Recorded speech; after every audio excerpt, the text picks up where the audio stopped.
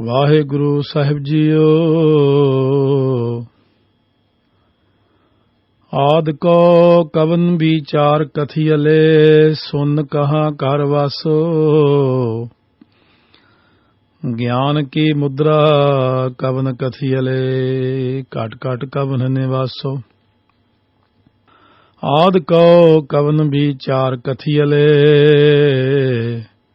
सुन कहा कर वासो। वाहिगुरु जी का खालसा, वाहिगुरु जी की फतेह। गुरु गरीब नवाज अंतरजामी भगत वत्सल किरपा दे खजाने, धन धन सतगुरु गुरु ग्रंथ साहिब महाराज सच्चे पातशाह दी साजी नवाजी गुरु रूप गुरु खालसा साध संगत जी।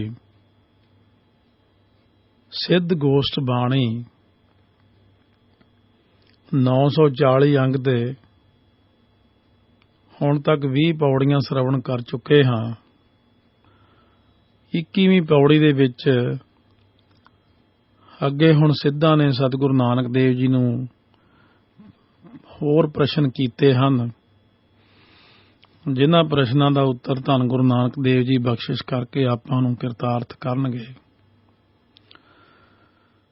जिंदगी दे विच ऐसे सवाल अभ्यासियां लई, भगतां लई, संतां महात्मा लई, सिद्धां लई जो भी खड़े हो जांदे ने, उन्हां सारियां दा जवाब गुरु नानक देव जी बख्शिश करदे ने। आओ बचन आया है कि सिद्धां ने प्रश्न कीता है, आदि को कवन विचार कथियले, सुन कहाँ कर वासो। आदि कौन है? आदि भाव मुੱਢ विच कौन सी? तुसी की विचार दसदे हो? तुहाडा मत इस बारे की विचार दसदा है कि अफुर परमात्मा किस स्थान विखे वसदा है।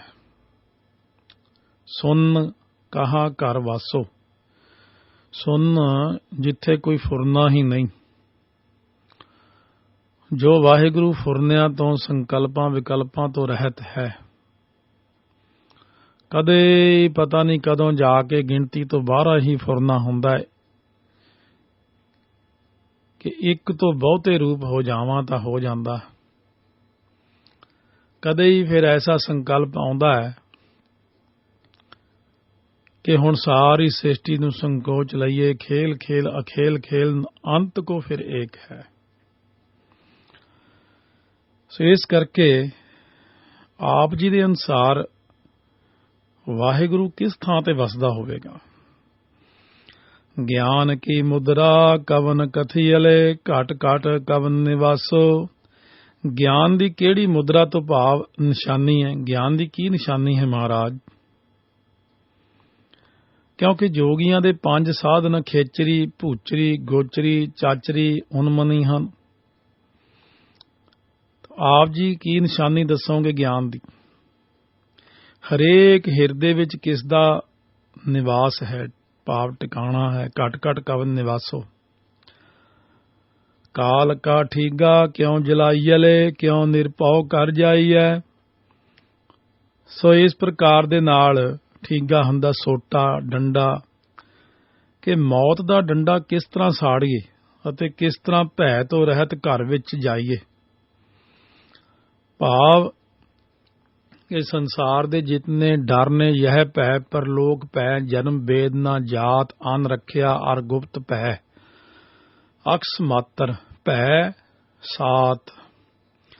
ये जिहड़े 7 प्रकार दे डर ने, इन्हां विचों किस तरह बाहर निकलिया जा सकदा है ते निरभैता विच, निरभौ वाहिगुरु विच, ਉਹਦੇ घर विच किवें समाया जा सकदा है, ਉਹਦੇ विच किवें लीन होया जा सकदा है। सहज संतोख का आसन जाने, क्यों छेदे बहराईए। हुण कहंदे ने मनुख जिहड़ा है ये किवें शांत ते संतोख दा आसन लाउणा जाणे अते वैरियां नूं किवें मारना करे, विन्हਣਾ करे। छेदे भाव कट्टਣਾ करे, छेदਣਾ कट्टਣਾ। बहुत बारीकी दीयां चीजां ने, संथਿਆ करदिਆਂ भी ध्यान रखो। छेदे, सो इस तरीके नाल छच्छे नूं एक लां ते दद्दे नूं लां, छे ते दे, छेदे। ਜਦੋਂ ਆਉਂਦਾ ਹੈ ਛੱਛੇ ਨੂੰ ਇੱਕ ਲਾਂ ਤੇ ਦੱਦੇ ਨੂੰ ਦਲਾਈਆਂ, ਫੇਰ ਆਉਂਦਾ ਛੇਦੈ। ਉਹੀ ਫਰਕ ਹੈ, ਬਸ ਇਸੇ ਨੂੰ ਸੰਥਿਆ ਕਹਿੰਦੇ, ਦੇ ਤੇ ਦੈ।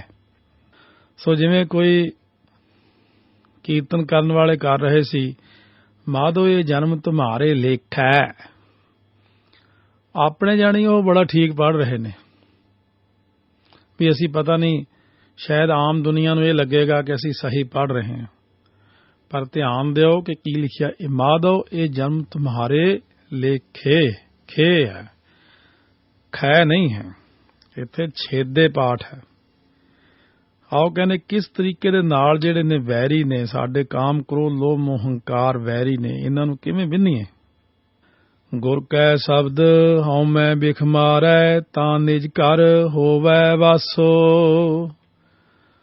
ਸਤਿਗੁਰੂ ਜੀ ਹੁਣ ਸਾਰੇ ਪ੍ਰਸ਼ਨ ਦਾ ਇੱਕ ਉੱਤਰ ਦੇ ਰਹੇ ਨੇ ਭਾਈ, ਕਿ ਗੁਰਾਂ ਦੇ ਉਪਦੇਸ਼ ਦੁਆਰਾ ਜੋ ਜੀਵ ਹਉਮੈ ਤੇ ਮਾਇਆ ਰੂਪੀ ਜ਼ਹਿਰ ਦੂਰ ਕਰਦਾ ਹੈ, ਤਾਂ ਉਹਦਾ ਨਿਜ ਘਰ ਸਰੂਪ ਦੇ ਵਿੱਚ ਵਾਸਾ ਹੁੰਦਾ। ਭਾਵ ਨਿਜ ਘਰ ਮਹਿਲ ਪਾਵੋ ਸੁਖ, ਸਹਿਜੇ ਬਹੁਰ ਨਾ ਹੋਏਗੋ ਫੇਰਾ।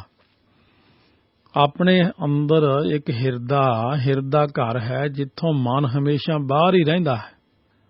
ਜਦੋਂ ਤੱਕ ਸਾਡਾ ਮਨ ਬਾਹਰ ਹੈ, ਤਦੋਂ ਤੱਕ ਆਪਾਂ ਦੁਖੀ ਹਾਂ, ਕਿਉਂਕਿ ਮਨ ਦੀ ਆਦਤ ਇੱਕ ਛੋਟੇ ਜਿਹੇ ਬੱਚੇ ਦੀ ਤਰ੍ਹਾਂ ਹੈ। ਜਿਵੇਂ ਜਦੋਂ ਬੱਚਾ ਗੋਦੀ ਚੁੱਕ ਲੈਂਦੇ, 2 ਮਹੀਨੇ 3 ਮਹੀਨੇ ਦਾ ਹੋ ਗਿਆ, ਬਾਹਰ ਨੂੰ ਉਂਗਲ ਕਰਦਾ, ਘਰ ਤੋਂ ਮੈਂ ਬਾਹਰ ਜਾਣਾ, 4 ਮਹੀਨੇ ਦਾ ਹੁਣ ਸੋਝੀ ਜੀ ਹੋ ਆਈ ਹੈ, ਮੈਂ ਮੇਨ ਰੋਡ ਤੇ ਜਾਣਾ, ਫਿਰ ਉੱਥੇ ਲੈ ਜਾਂਦੇ ਆ, ਮੈਂ ਹੋਰ ਅੱਗੇ ਜਾਣਾ।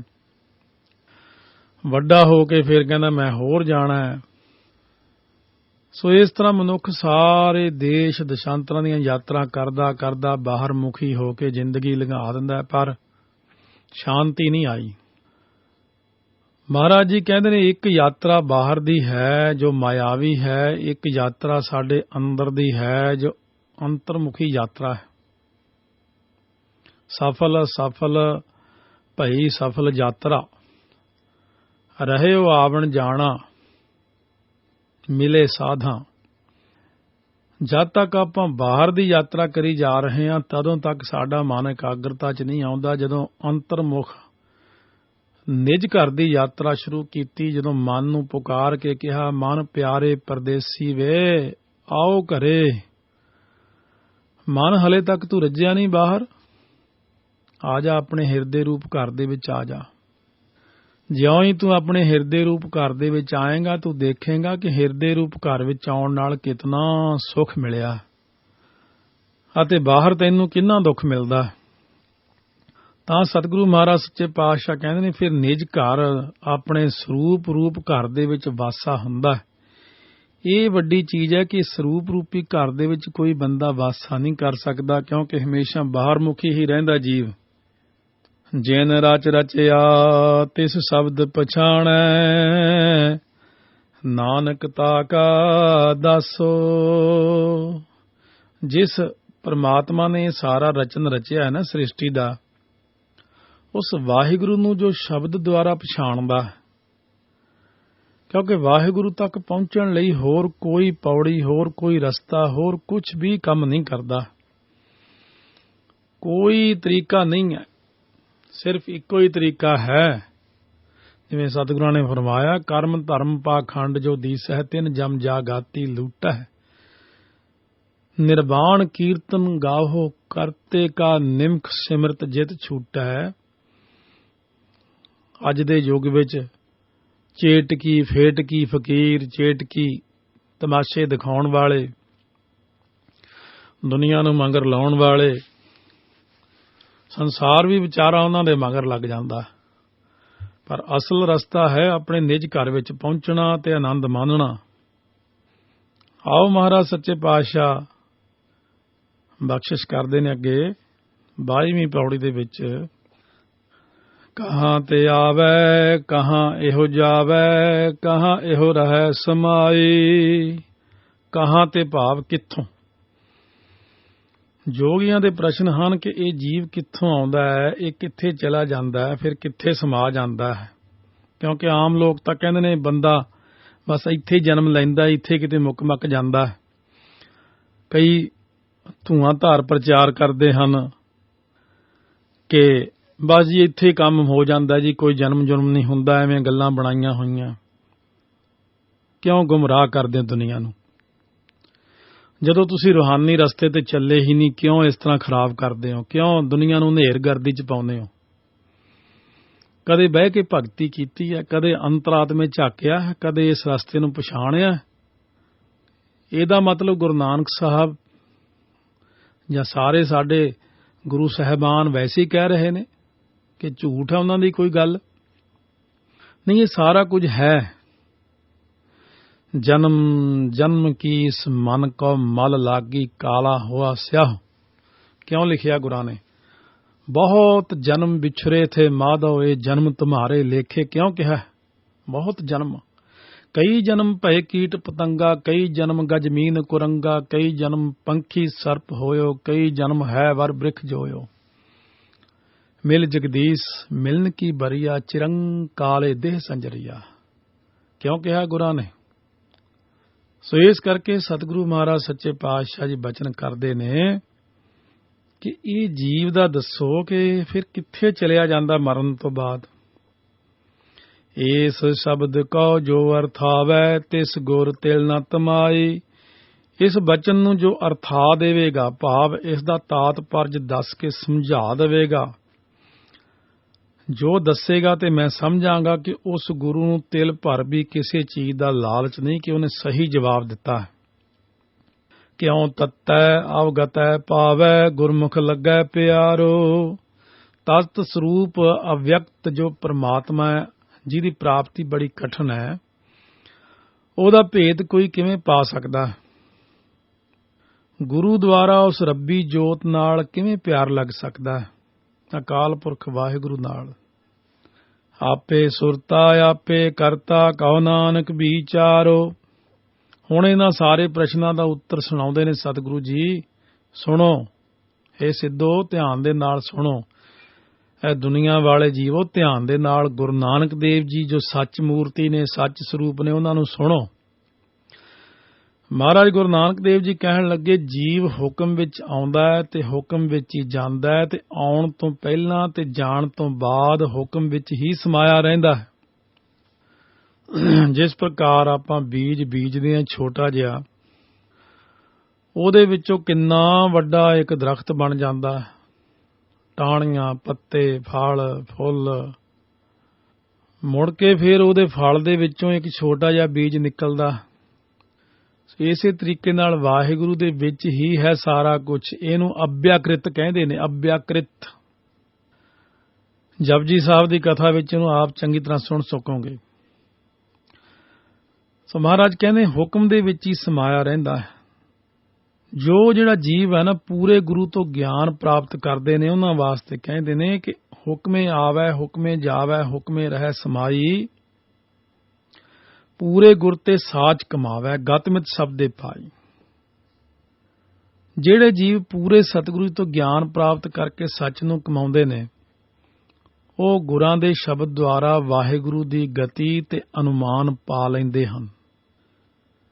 ਆਪੇ ਸੁਰਤਾ ਆਪੇ ਕਰਤਾ, ਕਹੋ ਨਾਨਕ ਵਿਚਾਰੋ।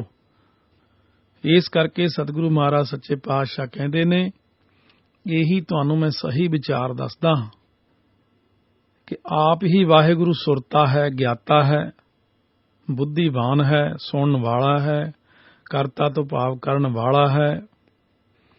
ਇਹੀ ਤੁਹਾਨੂੰ ਮੈਂ ਵੱਡੀ ਵਿਚਾਰ ਦੱਸਦਾ ਹਾਂ ਕਿ ਸਾਰਾ ਕੁਝ ਕਰਨ ਵਾਲਾ ਆਪ ਹੀ ਹੈ। ਉਹਦੇ ਹੁਕਮ ਦੇ ਵਿੱਚ ਹੀ ਸਾਰਾ ਕੁਝ ਆਉਂਦਾ ਹੈ, ਤੇ ਹੁਕਮ ਦੇ ਵਿੱਚ ਹੀ ਸਾਰਾ ਕੁਝ ਜਾਂਦਾ ਹੈ, ਤੇ ਹੁਕਮ ਦੇ ਵਿੱਚ ਹੀ ਸਮਾਇਆ ਰਹਿੰਦਾ ਹੈ।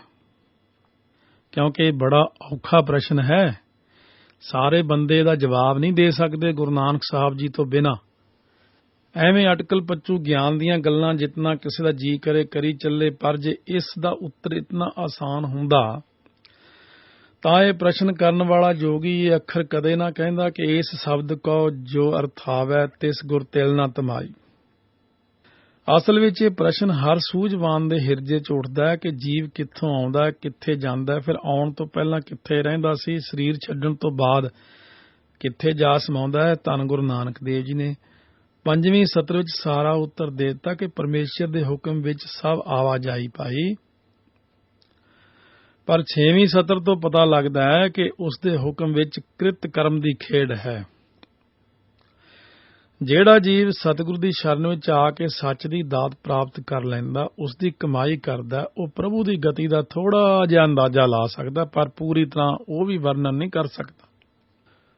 ਸੋ ਮਹਾਰਾਜ ਨੇ ਜਿਵੇਂ ਬਚਨ ਕੀਤਾ, ਅਲਖ ਅਪਾਰ ਅਗੰਮ ਗੋਚਰ, ਨਾ ਤਿਸ ਕਾਲ ਨਾ ਕਰਮਾ, ਜਾਤ ਅਜਾਤ ਅਜੋਨੀ ਸੰਭਉ, ਨਾ ਤਿਸ ਭਾਉ ਨਾ ਪਰਮਾ, ਸਾਚੇ ਸਚਿਆਰ ਵਿਟਹੁ ਕੁਰਬਾਨ,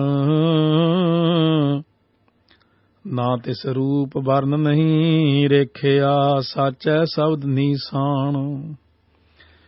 ਇਸ ਕਰਕੇ ਸਤਿਗੁਰੂ ਮਹਾਰਾਜ ਨੇ ਜੋਗੀਆਂ ਨੂੰ ਹੌਲੀ ਹੌਲੀ ਨਿਰੁੱਤਰ ਕੀਤਾ। ਫਾਇਦਾ ਸਾਨੂੰ ਬੜਾ ਹੋਇਆ, ਲਾਭ ਸੰਸਾਰ ਨੇ ਲੈਣਾ, ਕਿਉਂਕਿ ਜਦੋਂ ਤੋਂ ਸ੍ਰਿਸ਼ਟੀ ਬਣੀ ਹੈ ਮਨੁੱਖ ਜਨਮ ਲੈਂਦਾ ਆਉਂਦਾ, ਹਰ ਮਨੁੱਖ ਦੇ ਇਹੀ ਪ੍ਰਸ਼ਨ ਹੁੰਦੇ ਨੇ। ਕੋਈ ਐਸੇ ਨਹੀਂ ਕਿ ਕੋਈ ਨਵੇਂ ਪ੍ਰਸ਼ਨ ਹੋਰ ਬਣਾ ਲਵੇਗਾ, ਇਹੀ ਪ੍ਰਸ਼ਨ ਨੇ ਤੇ ਇਹਨਾਂ ਦਾ ਹੀ ਉੱਤਰ ਦੁਨੀਆ ਲੱਭਦੀ ਹੈ। ਲੱਭਦਾ ਕਿਤੋਂ ਵੀ ਨਹੀਂ ਸਿਵਾਏ ਗੁਰੂ ਨਾਨਕ ਸਾਹਿਬ ਜੀ ਤੋਂ, ਗੁਰੂ ਗ੍ਰੰਥ ਸਾਹਿਬ ਤੋਂ ਬਿਨਾਂ। ਆਦਿ ਕਉ ਬਿਸਮਾਦ ਵਿਚਾਰ ਕਥੀਅਲੇ, ਸੁਨ ਨਿਰੰਤਰ ਵਾਸ ਲੀਆ। ਹੁਣ ਜਿਹੜੀਆਂ ਪਿੱਛੇ 21ਵੀਂ ਤੇ 22ਵੀਂ ਪੌੜੀਆਂ ਦੇ ਪ੍ਰਸ਼ਨਾਂ ਦਾ ਉੱਤਰ ਮਹਾਰਾਜ ਜੀ ਇਉਂ ਦੇ ਰਹੇ ਨੇ ਕਿ ਸ੍ਰਿਸ਼ਟੀ ਦੇ ਆਦਿ ਦਾ ਵਿਚਾਰ ਜਿਹੜਾ ਵਿਸਮਾਦ ਅਸਚਰਜ ਆਖਿਆ ਜਾਂਦਾ ਹੈ ਨਾ, ਕਿਉਂਕਿ ਉਦੋਂ ਕੇਵਲ ਅਫੁਰ ਅਵਸਥਾ ਵਿੱਚ ਪਰਮਾਤਮਾ ਨੇ ਆਪ ਆਪਣੇ ਅੰਦਰ ਹੀ ਵਾਸਾ ਕੀਤਾ ਹੋਇਆ ਸੀ। ਕਿਉਂਕਿ ਪ੍ਰਸ਼ਨ ਸੋਝੀ ਵਾਲੇ ਤੇ ਸਮਝ ਵਾਲੇ ਨੇ ਪਹਿਲਾਂ 21ਵੀਂ ਪੌੜੀ ਵਿੱਚ ਜਿਹੜੇ ਪ੍ਰਸ਼ਨ ਕੀਤੇ, ਫਿਰ 22ਵੀਂ ਪੌੜੀ ਵਿੱਚ ਕੀਤੇ, ਇਹਦਾ ਜਵਾਬ ਅੱਗੇ 23ਵੀਂ ਪੌੜੀ ਵਿੱਚ ਸਮੁੱਚੇ ਰੂਪ ਵਿੱਚ ਕਥਨ ਮਹਾਰਾਜ ਨੇ ਇਉਂ ਕੀਤਾ ਕਿ ਆਦਿ ਕੋ ਬਿਸਮਾਦ ਵਿਚਾਰ ਕਥੀਅਲੇ। ਸ੍ਰਿਸ਼ਟੀ ਦੇ ਆਦਿ ਦਾ ਵਿਚਾਰ ਜੋ ਅਸਚਰਜ ਕਿਹਾ ਜਾਂਦਾ ਹੈ, ਅਸਚਰਜ ਦਾ ਅਰਥ ਹੈ ਵਾਹੇ, ਵਾਹ, ਤੇ ਗੋ ਹੁੰਦਾ ਅਗਿਆਨ ਦਾ ਹਨੇਰਾ ਮੇਟ ਕੇ, ਜੋ ਰੂਹ ਦਾ ਅਰਥ ਹੁੰਦਾ ਪ੍ਰਕਾਸ਼ ਕਰਦਾ, ਵਾਹਿਗੁਰੂ। ਸ੍ਰਿਸ਼ਟੀ ਦੇ ਆਦਿ ਦਾ ਵਿਚਾਰ ਜਿਹੜਾ ਹੈ ਨਾ ਵਾਹਿਗੁਰੂ ਆਖਿਆ ਜਾਂਦਾ ਹੈ, ਉਹ ਵਾਹਿਗੁਰੂ, ਕਿਉਂਕਿ ਉਦੋਂ ਕੇਵਲ ਅਫੁਰ ਅਵਸਥਾ ਵਿੱਚ ਪਰਮਾਤਮਾ ਨੇ ਆਪ ਆਪਣੇ ਅੰਦਰ ਹੀ ਵਾਸਾ ਕੀਤਾ ਹੋਇਆ ਸੀ, ਹੋਰ ਦੂਜਾ ਹੈ ਹੀ ਨਹੀਂ ਸੀ ਕੋਈ। ਜਬ ਆਕਾਰ ਇਹੋ ਕਛ ਨਾ ਦ੍ਰਿਸ਼ਟੇਤਾ, ਪਾਪ ਪੁੰਨ ਤਬ ਕਹਿਤੇ ਹੋਤਾ, ਅਕਲਪਤ ਮੁਦਰਾ ਗੁਰ ਗਿਆਨ ਵਿਚਾਰੀਅਲੇ, ਘਟ ਘਟ ਸਾਚਾ ਸਰਬ ਜੀਆ। ਸੋ ਮਹਾਰਾਜ ਸੱਚੇ ਪਾਤਸ਼ਾਹ ਕਹਿਣ ਲੱਗੇ ਬਚਨ ਕਿ ਹੇ ਸਿੱਧੋ, ਗੁਰੂ ਦਾ ਗਿਆਨ ਜੋ ਕਲਪਨਾ ਤੋਂ ਰਹਿਤ ਹੈ, ਅਕਲਪਤ ਹੁੰਦਾ ਕਲਪਨਾ ਤੋਂ ਰਹਿਤ, ਅਸਲੀ ਮੁਦਰਾ ਤੋਂ ਭਾਵ ਦਾ ਨਿਸ਼ਾਨੀ ਹੈ। ਅਸਾਂ ਉਸ ਦੀ ਵਿਚਾਰ ਕੀਤੀ ਹੈ ਕਿ ਸਾਰੇ ਜੀਆਂ ਵਿੱਚ, ਘਟਾਂ ਘਟਾਂ ਵਿੱਚ, ਦਿਲਾਂ ਦਿਲਾਂ ਵਿੱਚ ਉਹ ਸੱਚਾ ਵਾਹਿਗੁਰੂ ਵਾਸਾ ਕਰ ਰਿਹਾ ਹੈ। ਇਹੀ ਉਸ ਅਕਲਪਤ ਕਲਪਨਾ ਤੋਂ ਰਹਿਤ ਵਾਹਿਗੁਰੂ ਦੀ ਨਿਸ਼ਾਨੀ ਹੈ, ਅਸਲੀ ਨਿਸ਼ਾਨੀ, ਕਿ ਉਹ ਦਿਲਾਂ ਦਿਲਾਂ ਵਿੱਚ ਆਪ ਹੀ ਬੈਠਾ ਹੈ। ਇਹ ਵੱਡੀ ਵਿਚਾਰ ਕਰ ਲਓ। ਗੁਰਬਚਨੀ ਅਵਗਤ ਸਮਾਈਐ, ਤਤ ਨਿਰੰਜਨ ਸਹਿਜ ਲਹੈ।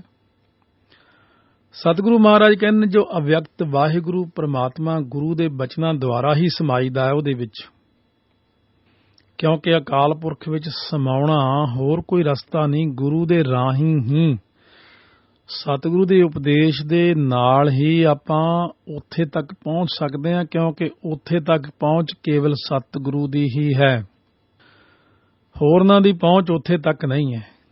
ਇਸ ਤਰ੍ਹਾਂ ਤਤ ਨਿਰੰਜਨ, ਜੋ ਤਤ ਸਰੂਪ ਮਾਇਆ ਕਾਲਖ ਤੋਂ ਰਹਿਤ ਵਾਹਿਗੁਰੂ ਪਰਮੇਸ਼ਰ ਸਹਿਜੇ ਹੀ ਪਾ ਲਈਦਾ, ਸ਼ਬਦ ਤੋਂ ਬਿਨਾਂ ਉਹਨੂੰ ਕੋਈ ਮਿਲਣ ਦਾ, ਪਹੁੰਚਣ ਦਾ ਉਹਦੇ ਤੱਕ ਯਤਨ ਨਾ ਕਰੇ। ਕਰਮ ਕਾਂਡਾਂ ਦੇ ਨਾਲ, ਚਲਾਕੀਆਂ ਦੇ ਨਾਲ, ਆਪਣੀ ਬੁੱਧੀ ਦੀ ਸਿਆਣਪ ਨਾਲ ਉੱਥੇ ਤੱਕ ਕੋਈ ਵੀ ਬੰਦਾ ਨਹੀਂ ਪਹੁੰਚ ਸਕਦਾ।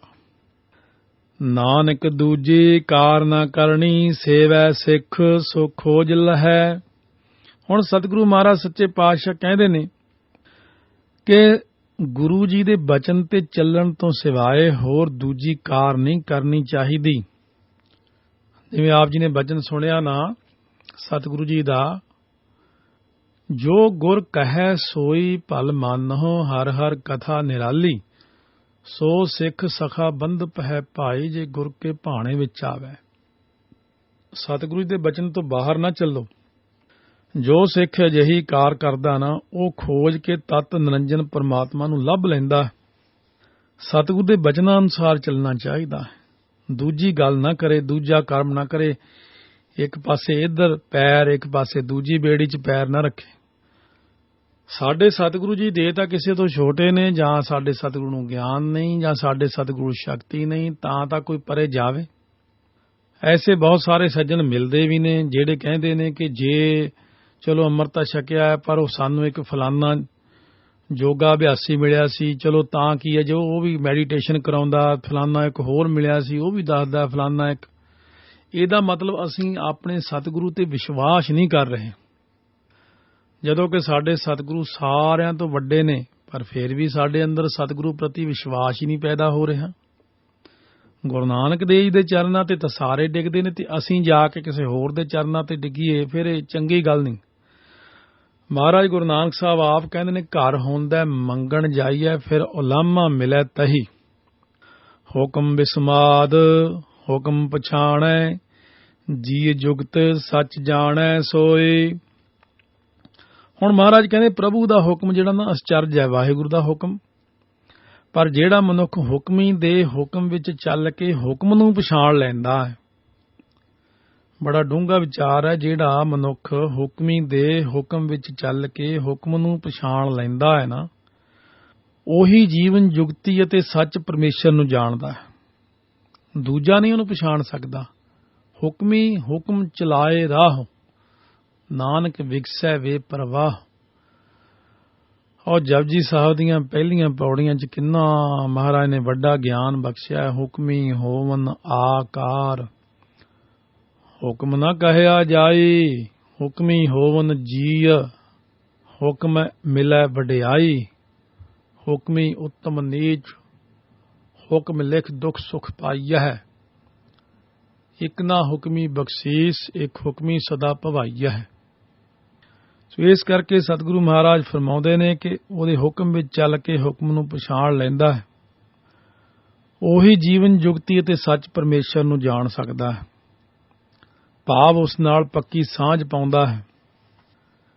ਆਪ ਮੇਟ ਨਿਰਾਲਮ ਹੋਵੈ, ਅੰਤਰ ਸਾਚ ਜੋਗੀ ਕਹੀਐ ਸੋਈ। ਮਹਾਰਾਜ ਕਹਿੰਦੇ ਉਹ ਆਪਾ ਭਾਵ ਮਿਟਾ ਕੇ ਦੁਨੀਆ ਤੋਂ ਨਿਰਲੇਪ ਹੁੰਦਾ ਹੈ। ਉਸ ਦੇ ਅੰਦਰ ਸੱਚ ਸਮਾ ਗਿਆ ਹੁੰਦਾ ਹੈ ਅਤੇ ਸਹੀ ਅਰਥਾਂ ਵਿੱਚ ਉਸੇ ਨੂੰ ਜੋਗੀ ਕਿਹਾ ਜਾਂਦਾ ਹੈ।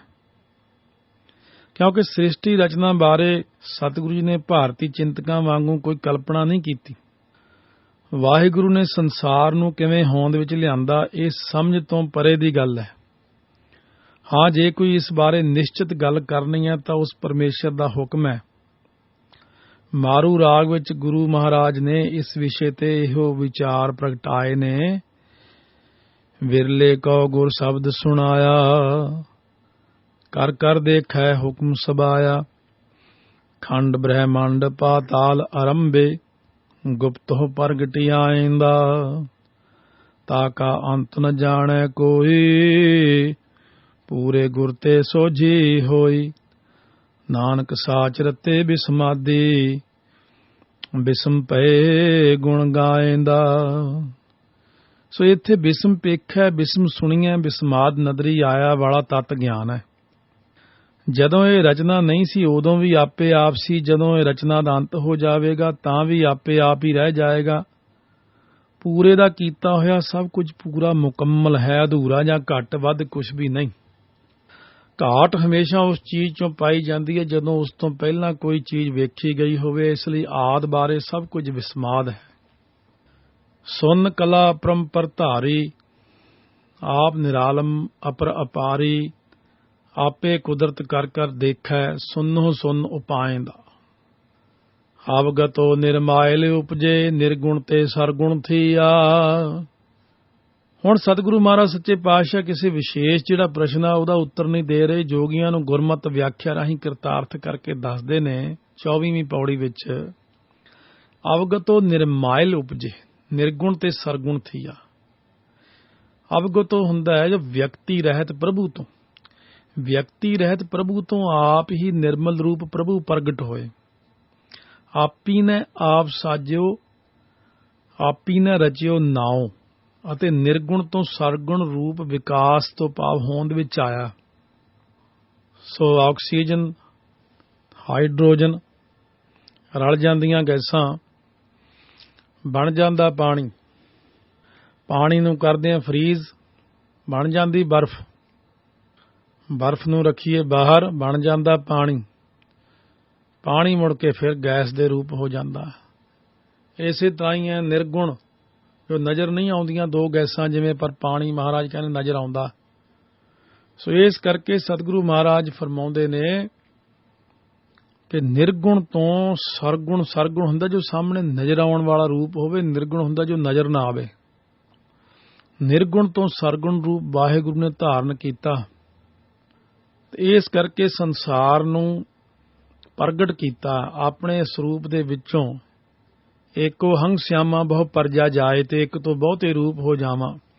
ਕੀਤਾ ਪਸਾਓ ਏਕੋ ਕਵਾਓ, ਤਿਸ ਤੇ ਹੋਏ ਲੱਖ ਦਰਿਆਓ। ਸਤਿਗੁਰ ਪਰਚੈ ਪਰਮ ਪਦ ਪਾਈਐ, ਸਾਚੈ ਸ਼ਬਦ ਸਮਾਏ ਲਿਆ। ਸਤਿਗੁਰੂ ਦੇ ਭਤੀਜਣ ਨਾਲ ਪਰਮ ਪਦ ਪ੍ਰਾਪਤ ਹੁੰਦਾ ਹੈ। ਸਤਿਗੁਰ ਪਰਚੈ ਪਰਮ ਪਦ ਪਾਈਐ, ਪਰਮ ਪਦ ਉੱਚੀ ਆਤਮਿਕ ਗਿਆਨ ਦੀ, ਬ੍ਰਹਮ ਗਿਆਨ ਦੀ ਅਵਸਥਾ, ਜਿੱਥੇ ਜਾ ਕੇ ਜੀਵ ਲੀਨ ਹੋ ਜਾਂਦਾ। ਜੇ ਸਤਿਗੁਰੂ ਸੱਚੇ ਪਾਤਸ਼ਾਹ ਜੀ ਭਤੀਜ ਪੈਣ, ਪ੍ਰਸੰਨ ਹੋ ਜਾਣ, ਜੇ ਸਾਡਾ ਪਰਚਾ ਪੈ ਜਾਵੇ ਸ਼ਬਦ ਵਿੱਚ, ਸੱਚੇ ਸ਼ਬਦ ਭਾਵ ਬ੍ਰਹਮ ਨੇ ਜੀਵ ਨੂੰ ਜਦੋਂ ਆਪਣੇ ਵਿੱਚ ਲੀਨ ਕਰ ਲਿਆ, ਏਕੇ ਕਉ ਸੱਚ ਏਕਾ ਜਾਣੈ, ਹਉਮੈ ਦੂਜਾ ਦੂਰ ਕੀਆ। ਏਕੈ ਕਉ ਸੱਚ ਏਕਾ ਜਾਣੈ, ਉਦੋਂ ਤੋਂ ਉਹ ਕੇਵਲ ਇੱਕ ਪਰਮੇਸ਼ਰ ਨੂੰ ਹੀ ਇੱਕੋ ਸੱਚਾ ਸਰੂਪ ਜਾਣਦਾ ਹੈ, ਕਿਉਂਕਿ ਉਸਨੇ ਹਉਮੈ ਅਤੇ ਦੂਜਾ ਭਾਵ ਆਪਣੇ ਤੋਂ ਦੂਰ ਕਰ ਲਿਆ, ਜਾਣ ਲਿਆ ਕਿ ਵੀ ਮੈਂ, ਤੂੰ। ਕੀ ਕਹਿੰਦੇ ਭਗਤ ਰਵਿਦਾਸ ਜੀ, ਜਬ ਹਮ ਹੋਤੇ ਤਬ ਤੂ ਨਾਹੀ, ਅਬ ਤੂ ਹੀ ਮੈਂ ਨਾਹੀ।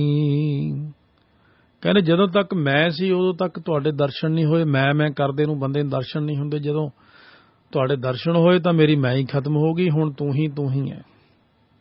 ਸੋ ਇਸ ਕਰਕੇ ਸਤਿਗੁਰੂ ਕਹਿੰਦੇ ਨੇ ਉਹਨੇ ਹਉਮੈ ਅਤੇ ਦੂਜਾ ਭਾਵ ਦੂਰ ਕਰ ਲਿਆ। ਭਗਤ ਨਾਮਦੇਵ ਜੀ ਨੇ ਸਾਰੇ ਥਾਵਾਂ ਤੇ ਵਾਹਿਗੁਰੂ ਨੂੰ ਹੀ ਦੇਖਿਆ, ਦੂਜਾ ਕੋਈ ਨਜ਼ਰ ਹੀ ਨਹੀਂ ਆਉਂਦਾ। ਭਾਈ ਕਨਈਆ ਜੀ ਨੇ ਦੂਜਾ ਦੇਖਿਆ ਹੀ ਨਹੀਂ।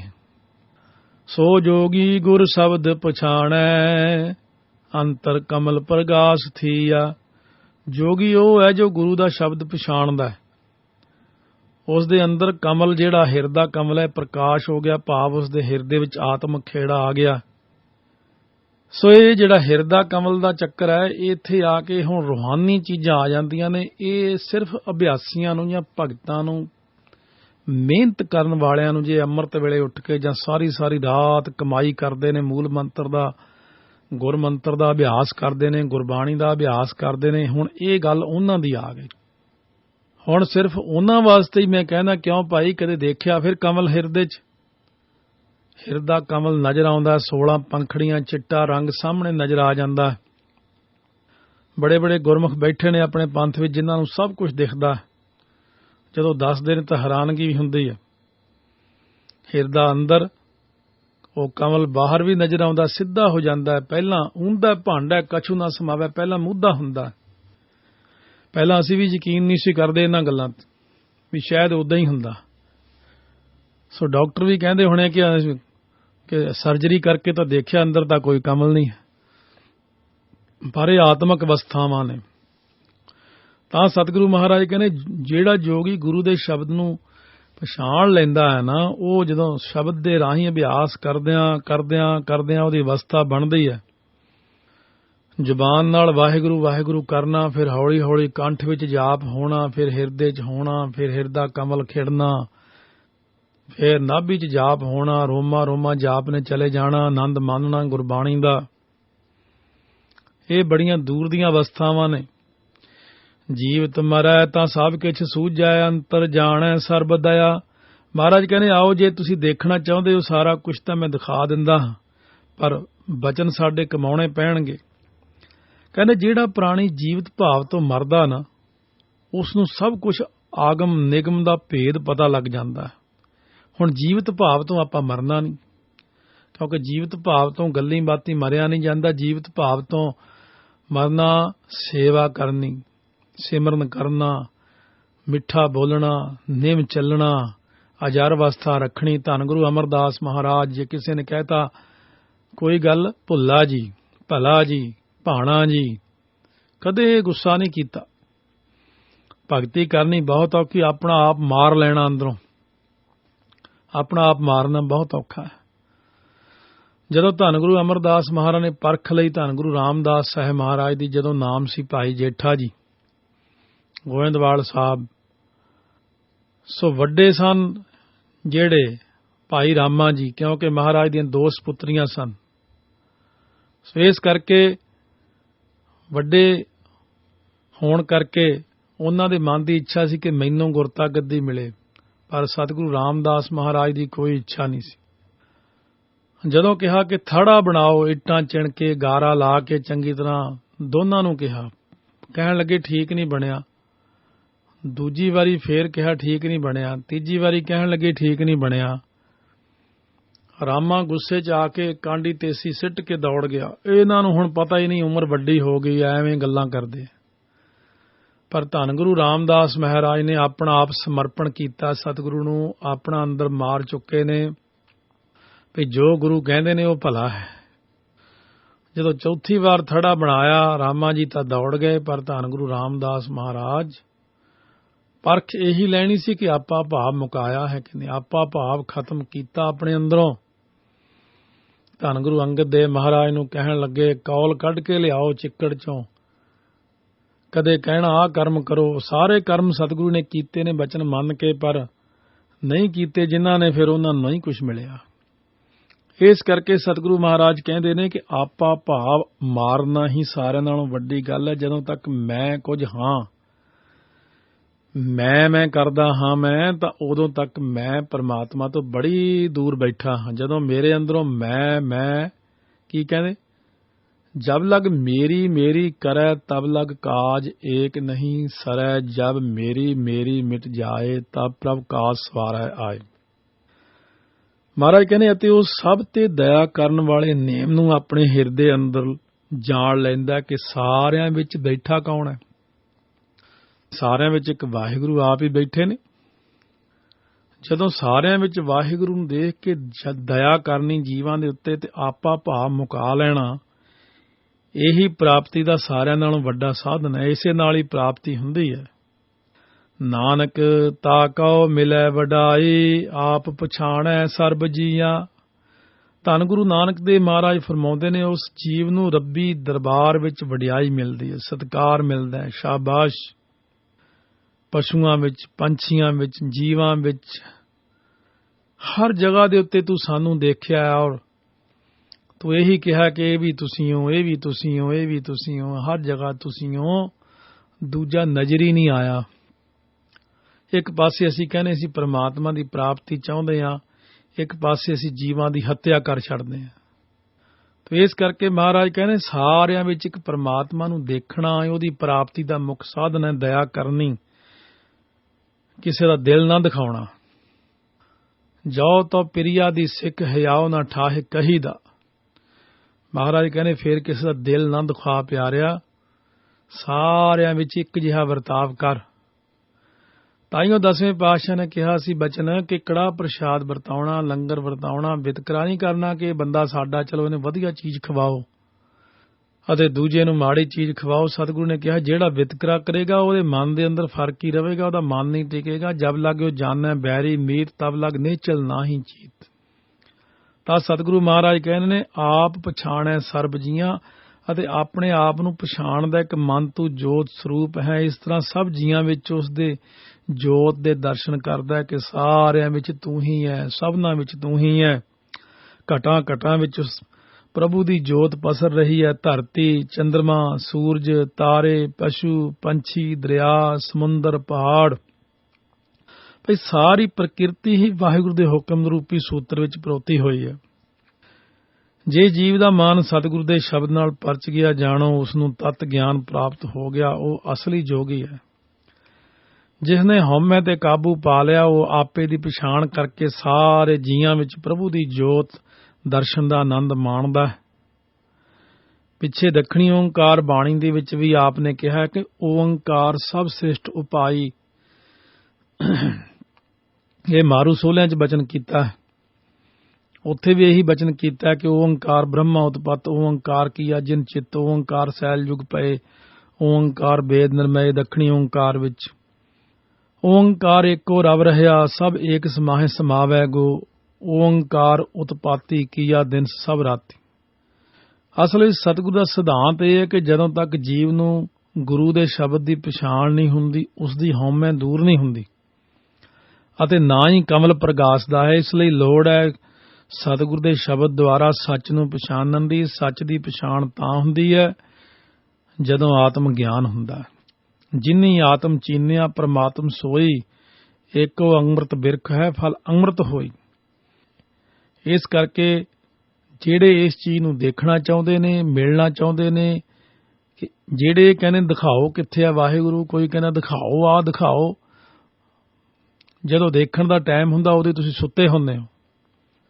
ਜਦੋਂ ਰਾਤ ਨੂੰ 1 ਵਜੇ ਰੱਬ ਦੇ ਪਿਆਰੇ ਉੱਠ ਕੇ ਇਸ਼ਨਾਨ ਕਰਦੇ, ਕੋਈ 12, 12:30 ਹੀ ਕਰਦੇ ਨੇ, ਰਾਤ ਨੂੰ ਸਿਮਰਨ ਕਰਦੇ ਨੇ, ਉਹ ਸਹੀ ਮਾਰਗ ਹੈ। ਅੰਮ੍ਰਿਤ ਵੇਲਾ ਸੱਚ ਨਾਉ ਵਡਿਆਈ ਵਿਚਾਰ।